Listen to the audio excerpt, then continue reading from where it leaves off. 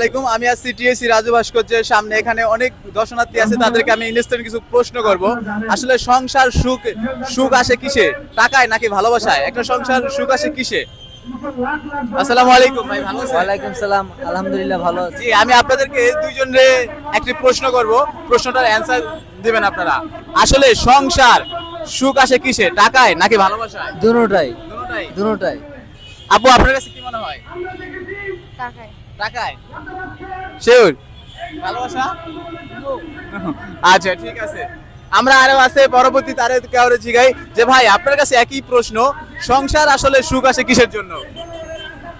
আচ্ছা, আচ্ছা, ঠিক আছে। আপনার কাছে কি মনে হয়, সংসার সুখ আসে কিসে, টাকায় নাকি ভালোবাসায়?